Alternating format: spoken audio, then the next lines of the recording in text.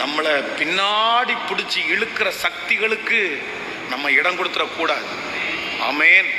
இளையகுமாரனை குறித்து வேதம் சொல்லுது, எப்போ அத்தனை கட்ட அவனுக்கு இருக்குது. இனி இனி அப்பா ஏத்துக்குவாரா ஏத்துக்க மாட்டாரா, இந்த மாதிரி நிறைய யோசனை இருக்குது. ஆனா ஒரே ஒரு முடிவு எடுத்துட்டான், அவ்வளவுதான், நான் முன்னேறி செல்லுவேன், நான் முன்னேறி செல்லுவேன். அதனால இன்னைக்கு நீங்க டிசைட் பண்ணுங்க. அதுவும் ஒரே இப்பாலதான் இந்த ஜெபம் முடிச்ச உடனே முடியும்னு நினைக்காதீங்க. நீங்க இந்த உலகத்துல இருக்கிற நாள் வரைக்கும் பிசாசு உங்களை முன்னேற விடாம, உங்க தரிசனத்தை நிறைவேற்ற விடாம ஏதாவது ஒரு போராட்டத்தை உங்களுக்கு கொடுத்துட்டா, சொல்லுங்க, கொடுத்துட்டா இருப்பான். அவனுக்கு வேற எந்த இதுவும் வேணாம், உங்களை அப்படியே உட்கார வைக்கணும், உட்கார வைக்கணும், அவ்வளவுதான். பாருங்க, ஒரு சோவாருக்கு போகிற வழி ஏதேன் தோட்டத்தை போல இருக்கிறத பார்த்த உடனே லோத்து போய் என்ன பண்ணிட்டான், அவ்வளவுதான், உட்கார்ந்துட்டான். அவனுக்கு அது எழும்பவே முடியல. பாருங்க, அவனுடைய மனைவி வேதம் சொல்லுது, பின்னிட்டு பார்த்து உப்பு தூண் ஆனால, பின்னிட்டு பார்த்து. அப்ப ரொம்ப கவனமா இருக்கணும், ரொம்ப கவனமா இருக்கணும். வாலிப தம்பிகளும் தங்கச்சிகளும் அப்படிதான். சில நேரத்துல பிசாசு உன்னை என்ன பண்ணும்னா, முன்னேற விடாம அப்படியே பிடிச்சி இழுத்து விடும்.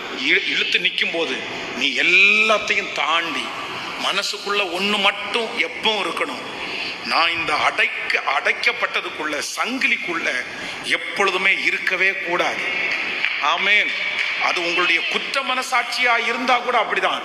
நான் நம்புற எவரையும் விடுதலையாக்குற கர்த்தர் உங்களோடு என்னோடு இருக்கிறார்.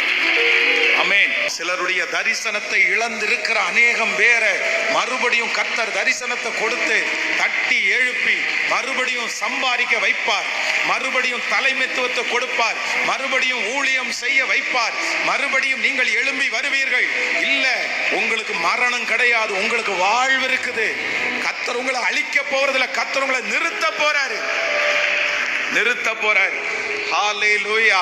நீதிமான் 7 தரம் விழுந்தாலும் அவன் திரும்பவும் எழும்பி நிற்பான்.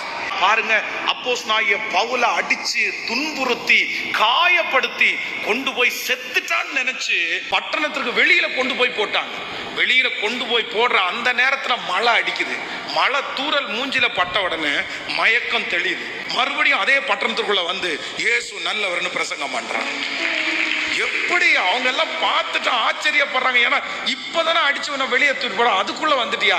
சாகிற வரைக்கும் நான் எழுப்பிட்டாப்பா இருப்பேன்.